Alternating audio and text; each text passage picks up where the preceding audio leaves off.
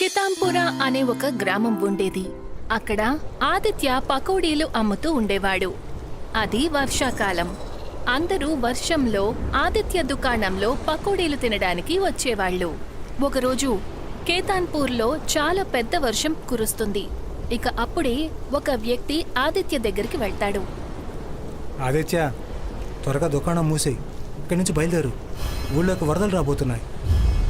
ఏంటి, నిజంగానా? అవునా, నిజంగానే, త్వరగా బయలుదేరు. ఆదిత్య తన దుకాణాన్ని మూసేసి ఊరి నుండి బయటికి వెళ్ళిపోతాడు. ఇక ఊర్లో చాలా పెద్ద వర్షం కారణంగా వరద వస్తుంది. మనోజ్ పొలం తప్పించి మిగతా ఊరి వాళ్ళందరి పొలాలు పూర్తిగా పాడవుతాయి. ఊర్లో ఆకలి దప్పికలు మొదలవుతాయి. ఇప్పుడు మనం ఏం తింటామో? వరదలు రావడం వల్ల ఊర్లో అన్ని పొలాలు నాశనమయ్యాయి. ఏం పర్వాలేదు, మీరందరూ నా దగ్గర తినడానికి కూరగాయలు కొనుక్కోవచ్చు. నా ఒక్క పొలం మాత్రమే వరదల వల్ల ఏమీ కాలేదు. ఆదిత్య తన పకోడీల దుకాణాన్ని మళ్ళీ ఒకసారి ఊర్లో తెరుస్తాడు. కాని తన దగ్గర పకోడీలు తయారు చేయడానికి వస్తువులు లేవు. అందుకని మనోజ్ కూరగాయల అతని దగ్గర కూరగాయలు కొనడానికి వెళ్తాడు. మనోజ్ అన్న, 3 కిలోలు ఉల్లిపాయలు ఇవ్వు. ఉల్లిపాయలు ఎంత ధరకు అమ్ముతున్నావు? కిలో ఉల్లిపాయలు 70 రూపాయలకు అమ్ముతున్నాను. ఏంటి, 70 రూపాయలా? అది కూడా 1 కిలో? మనోజ్ అన్న, ఇది చాలా మోసం. మీకు తెలుసు కదా ఊరి పరిస్థితి ఎలా ఉందో. అందరి దగ్గర తినడానికి భోజనం కూడా లేదు. పొలాలు కూడా నాశనం అయిపోయాయి. వాటి మీద సంపాదించే అవకాశమే లేదు. సమయంలో అందరికి ఆదుకోవాల్సింది పోయి అందరినీ దోచుకుంటున్నారా? ఇలా చూడు ఆదిత్య, నువ్వు నీ కడుపు నింపుకో. నీకు ముందు వెనక ఎవరూ లేరు. కానీ ఎదుటి వాళ్ళ గురించి నువ్వు ఎందుకు ఇంతగా ఆలోచిస్తున్నావు? తప్పు, చాలా పెద్ద తప్పు. ఆదిత్య నాశనమైన అందరి పొలాలను చూసి ఇలా అంటాడు. ఒకానొక కాలంలో అందరికీ కూడా కడుపు నిండా భోజనం దక్కేది. కానీ ఇప్పుడంతా బంజరు భూమిలో తయారైంది. ఎన్నో ఏళ్ల కష్టమంతా కూడా 1 రోజులో తుడిచిపెట్టుకుపోయింది. ఊళ్ళో వాళ్ళ ఆకలితో అలమటిస్తున్నారు, అనారోగ్యం పాలవుతున్నారు. కానీ నేను వాళ్ళ కోసం ఏమీ చేయలేకపోతున్నాను. నేనెందుకు పనికిరాను?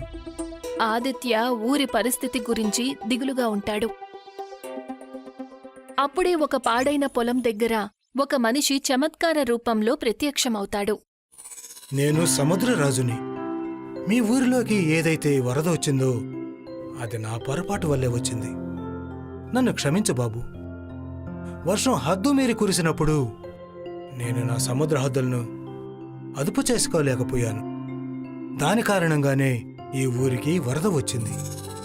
ఇవాళ ఊళ్ళో వాళ్ళకి తినడానికి ఏమీ లేదు. నేను వాళ్ళ కోసం ఏమీ చేయలేకపోతున్నాను. నేను నా తప్పుని సరిదిద్దుకోవాలనుకుంటున్నాను. చెప్పు, నువ్వు ఈ ఊరి వాళ్ళకి ఏం సాయం చేయాలనుకుంటున్నావు? నేను నా జీవితాన్ని ఒంటరిగా గడుపుతున్నాను. ఈ ఊరి వాళ్ళు తప్పించి నాకు ఇంకెవరూ లేరు. ఈ ఊరి వాళ్లే నా కుటుంబం. నాకు తెలుసు ఆదిత్య, నువ్వు పకోడీలు అమ్మేవాడివి కదా. ఆదిత్య, నేను నీకు ఏదైతే వస్తువులు ఇస్తానో వాటితో ఊరి వాళ్ళకి సాయం చెయ్యి. వాళ్ళందరి పొలాలు మళ్ళీ మామూలు అయ్యేంతవరకు. సముద్రలోకానికి చెందిన రాజు చేతులు ముందుకు చాచుతాడు. అతని చేతిలో ఒక కడాయి ప్రత్యక్షమవుతుంది. ఆ రాజు ఆ కడాయిని ఆదిత్యకు ఇస్తాడు. ఈ కడాయితో నేనేం చేయాలి మహారాజా?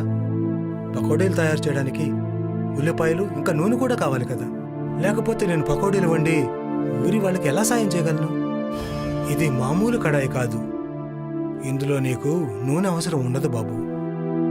దీనిలో నువ్వు నీళ్లు పోయి, అలాగే నీకు కూరగాయల అవసరం కూడా ఉండదు. వరదలో కొట్టుకొచ్చిన రాళ్లను ఈ కడాయిలో వెయ్యి, అవి పకోడీలుగా మారతాయి. ఆదిత్య కడాయిని తీసుకుని తన ఇంటికి వెళ్ళిపోతాడు. తను కడాయిలో నీళ్లు పోస్తాడు. ఆ తర్వాత నీళ్లలో రాళ్లను వేస్తాడు. ఆ రాళ్లు కాసేపటి తరువాత పకోడీలుగా మారిపోతాయి. ఇవి నిజంగానే పకోడీలుగా మారిపోయాయి. నేను రేపటి నుంచి ఊళ్ళో పకోడీలు అమ్ముతాం మొదలు పెడతాను. అది కూడా చాలా తక్కువ ధరకు మాత్రమే. ఆదిత్య ఊర్లో పకోడీలు అమ్మటం మొదలు పెడతాడు.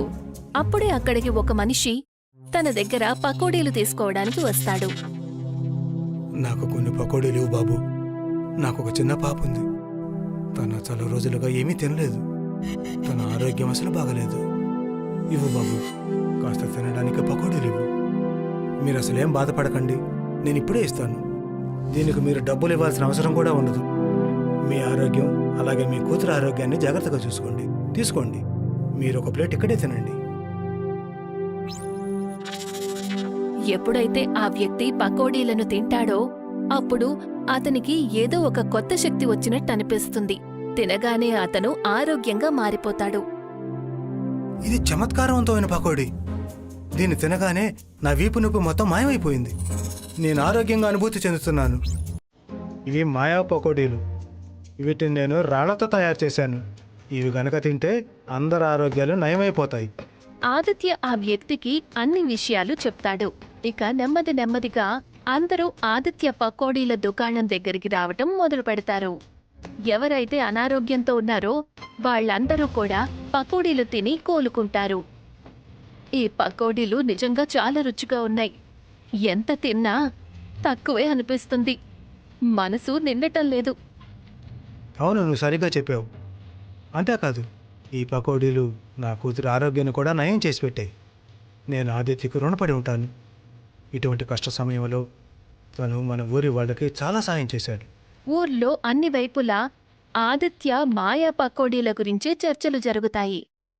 అదంతా చూసి మనోజ్కి ఏమాత్రం నచ్చదు. ఇప్పుడు వీళ్ళందరికీ ఏమైంది? ఎవరు కూడా నా దగ్గర కూరలు కొనుక్కోవడం లేదు. ఇదంతా ఆదిత్య పకోడీల కారణంగానే జరిగింది. కొత్త ఇల్లు బంగాళా కొనుక్కోవాలనుకున్నాను, కానీ ఆ పకోడీలు నా కలలను చెరిపేశాయి. నేను ఒకటి చేసి తీరాల్సిందే. మనోజ్ మనసులో ఆలోచించటం మొదలు పెడతాడు. అప్పుడే తన దగ్గరికి ఊరి సర్పంచ్ వస్తాడు. ఎప్పటికైనా నువ్వు నీ కూరగాయలనే తక్కువ ధరకు అమ్మటం మొదలుపెట్టు, లేకపోతే నువ్వు నీ దుకాణాన్ని మూసేసుకోవాల్సి ఉంటుంది. ఎప్పటికే బయటపడలేవు. నిన్ను నువ్వు కాపాడుకోలేవు. ఊరి పరిస్థితి కాలంతో పాటు నయమవుతూ ఉంటుంది. ఆకలిని కూడా ఆదిత్య అంతం చేశాడు. మీరు చెప్పేది నిజమే సర్పంచ్ గారు, కానీ ఈ మాయా పకోడీలను ఆదిత్య ఎలా తయారు చేస్తున్నాడు? తనకి సముద్ర మహారాజు ఒక కడాయినిచ్చాడు. అందులో రాళ్లు వేసిన తర్వాత అవి పకోడీలుగా మారిపోతున్నాయి. అంతేకాదు, వాటిల్లో నూనె వేయాల్సిన అవసరం కూడా లేదు. నేను ఆలోచిస్తున్నాను, ఊరి వాళ్ళ అంగీకారంతో ఊరి పేరు పకోడీల గ్రామంగా పేరు మారుద్దామని. ఎంతైనా మనల్ని పకోడీలే కదా ప్రాణాలతో ఉంచాయి. ఆ మాట చెప్పి అక్కడ్నుంచి వెళ్ళిపోతాడు. ఎప్పుడైతే ఆదిత్య తన దుకాణాన్ని మూసేస్తాడో అప్పుడు అక్కడికి మనోజ్ వస్తాడు. ఆదిత్య, నేను ఇప్పుడే చూశాను, సముద్ర తీరాన ఒక పిల్లాడు ఇరుక్కుని ఉన్నాడు. నాకు ఈత రాదు, కానీ నువ్వు తనని కాపాడగలవేమో. ఏంటి? సరే, నేను ఇప్పుడే వెళ్తాను. ఆదిత్య వెంటనే సముద్ర తీరానికి పరిగెడతాడు.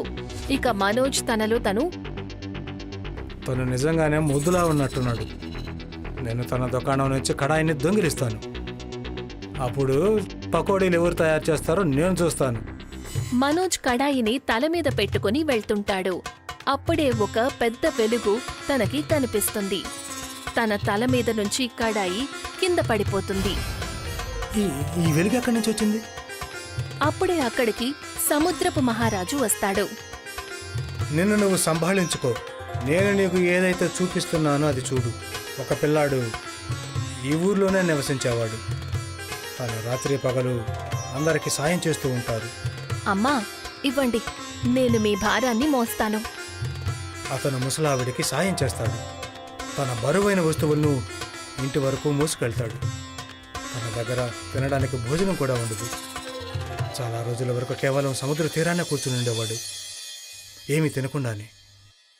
మాట్లాడడానికి ఎవరూ లేనప్పుడు తను కుక్కలతోనే మాట్లాడుతూ ఉండేవాడు. కానీ ఆ పిల్లాడు ఎప్పుడూ నవ్వుతూనే ఉండేవాడు. ఇవాళ బోలెడంత భోజనం దొరికింది నాకు, కానీ నేను ఒక్కడ్నే కడుపు నింపుకోలేను కదా. నా స్నేహితులతో కలిసి భోజనాన్ని పంచుకుంటాను. వర్షం కురిసేటప్పుడైతే తనకు నిలువు నీడుండేది కాదు. కానీ నేను తనని కృంగిపోవడం ఎప్పుడూ చూడలేదు. ఊరి వాళ్ళకెవరికైనా సాయం చేసే అవకాశం వస్తే ఎప్పుడూ కూడా తను నిరాకరించడం నేను చూడలేదు.